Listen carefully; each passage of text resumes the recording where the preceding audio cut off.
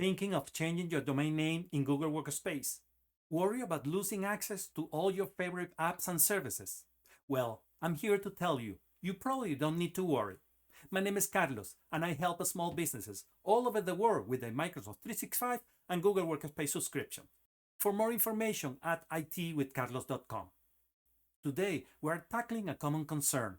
What happens to your third-party logins when you switch your domain in Google Workspace?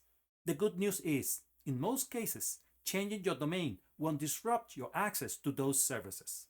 Let's quickly recap. Sign in with Google.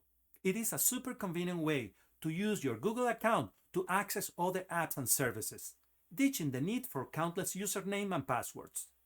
Sign in with Google relies on sharing basic information like your name, email, but never your Google password. Think of sign in with Google as your universal key to the online world. It is the quick and secure way to access tons of apps and websites without juggling dozens of usernames and passwords. We are talking about big names like YouTube, Gmail, Google Drive, plus social media platforms, online stores, and much more.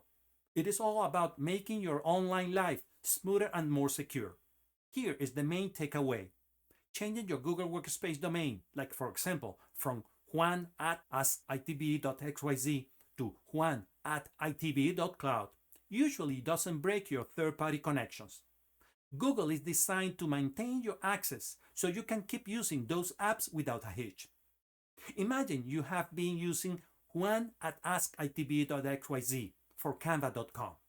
Now you switch to juan@itv.cloud in Google Workspace.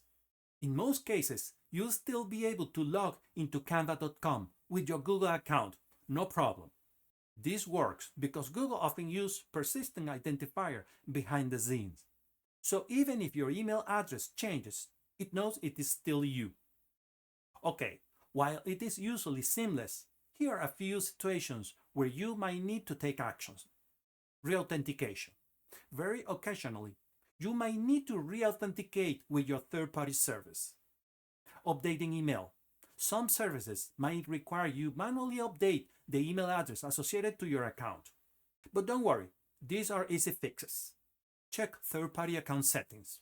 Review your account settings on each service and secure the correct Google account is linked. Update email addresses. If needed, update the email address to your new Google Workspace domain. Now, if you are actually in the process of changing your Google Workspace domain, here I got a detailed step-by-step video that walks you through the entire process. You will learn how to add a new domain, update the MX record, rename your usernames, and switch your primary domain without interrupting your email service. I will put a link in the description and at the end of the screen.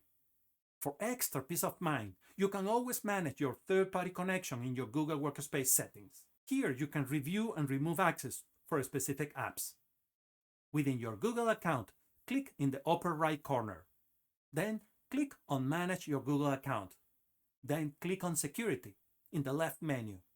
Scroll down and look for Your connection to third parties. Here you can review and manage your connection with third-party services. Remember, removing access doesn't delete the data they already have. Regardless of domain changes, always follow these security best practices. Only share data with trusted third parties. Review their privacy policies. Use two-step verification on your Google account. So, changing your Google Workspace domain doesn't have to be scary. In most cases, your third-party logins will just be fine. Check out my other video for a complete guide to switching domains. Do you have questions? Leave them below. And don't forget to subscribe for more helpful tips and tricks. Remember, stay secure in the cloud and keep tech savvy.